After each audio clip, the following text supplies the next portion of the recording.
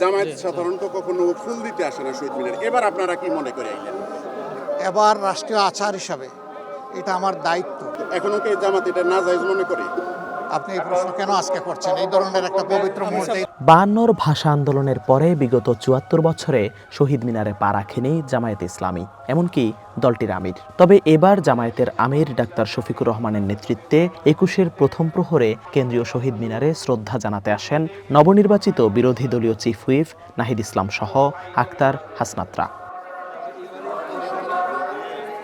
রাষ্ট্রপতি, প্রধানমন্ত্রী সহ মন্ত্রিপরিষদ সদস্যদের শ্রদ্ধা নিবেদনের পরেই শহীদ মিনারের মূল বেদিতে পুষ্পস্তবক অর্পণ করেন তারা। এরপর বের হয়ে সাংবাদিকদের প্রশ্নের জবাবে জামায়াতের আমির বলেন, রাষ্ট্রীয় আচার মেনে বিরোধী দলীয় নেতা হিসেবে শহীদ মিনারে এসেছেন। এবার রাষ্ট্রীয় আচার হিসাবে এটা আমার দায়িত্ব। বিরোধী দলীয় নেতা হিসেবে এখানে আসতে হবে আমার সঙ্গীদেরকে নিয়ে, তাই আমি এসেছি। জাতির মুক্তি না আসা পর্যন্ত ফ্যাসিবাদ মুক্ত, দুর্নীতি মুক্ত, সন্ত্রাস মুক্ত, চাঁদাবাজ মুক্ত দেশ গঠন না হওয়া পর্যন্ত একটা মানবিক দেশ গঠনের জন্য আমাদের লড়াই অব্যাহত থাকবে এবং কোনো অপকর্মের সাথে আমরা আপোষ করব না। রাষ্ট্রীয় গুরুত্বপূর্ণ ব্যক্তিদের শ্রদ্ধা নিবেদনের পর জনসাধারণের জন্য উন্মুক্ত করা হয় কেন্দ্রীয় শহীদ মিনার প্রাঙ্গণ। রাজনৈতিক, সামাজিক ও সাংস্কৃতিক সংগঠনের ব্যানার ও পুষ্পস্তবকে ভরে ওঠে শহীদ মিনারের বেদি। দীর্ঘ সারি আর উপচে পড়া ভিড় দেখা যায় সাধারণ মানুষের। আমাদের ভাষা আন্দোলনের শহীদ, ৭১-এর শহীদ এবং ২৪-এর শহীদদের আত্মত্যাগ এবং লড়াইকে ধারণ করে আমরা নতুন বাংলাদেশ বিনির্মাণে, বৈষম্যহীন গণতান্ত্রিক বাংলাদেশ বিনির্মাণের লড়াই জাতীয় নাগরিক পার্টি এনসিপি চালিয়ে যাবে। ছোটবেলার থেকে আমরা আসি এই শহীদ মিনারে ফুল দেওয়ার জন্য রাতে।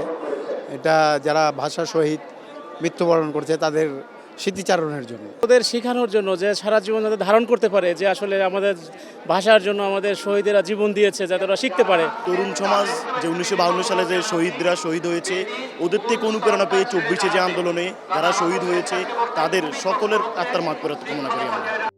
জাতীয় সংসদ নির্বাচনে ২/৩ আসনে জয়ী হয়ে বিএনপির সরকার গঠনের ৩ দিনের মাথায় শহীদ দিবসের এই আয়োজন। গত বছরের অস্থির সময়ের তুলনায় এবার ২১-এর এই আয়োজন অনেক বেশি উৎসবমুখর, প্রাণবন্ত। কপালে বাঁধা পতাকা কিংবা পোশাকে শোক ও ভাষার প্রতি শ্রদ্ধাও ফুটে ওঠে শহীদ মিনার প্রাঙ্গণে আসা মানুষের মধ্যে।